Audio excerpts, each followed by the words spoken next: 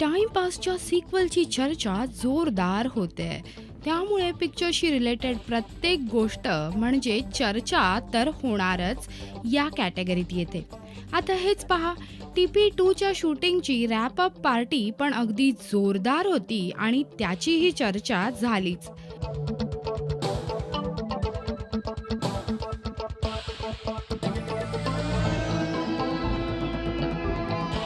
या पार्टीत पराजूही दिसली.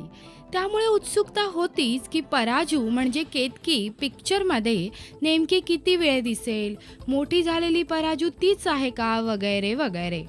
सो आम्ही थेट तिलाच हा प्रश्न केला, पण केतकीचं उत्तरही नक्कीच उत्सुकता वाढवणारं होतं.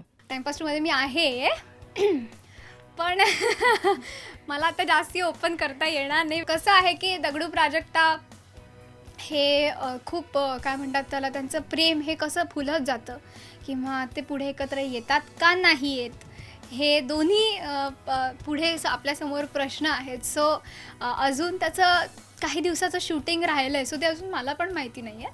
So let's hope for the best आणि बघूयात आता काय होतं आहे पुढे. पण एवढं मी नक्की सांगेन की टाईमपास हा जेवढा सगळ्या लोकांना आवडला तेवढा टाईमपास 2 नक्की आवडणार आहे, कारण यावेळेला तुमच्या सगळ्यांसाठी खूप वेगवेगळे सरप्राईजेस आहेत फिल्ममध्ये.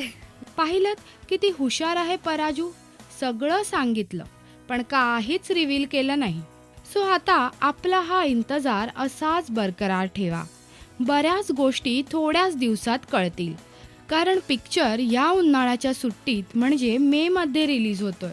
सो सगळं काही कळेलच लवकर.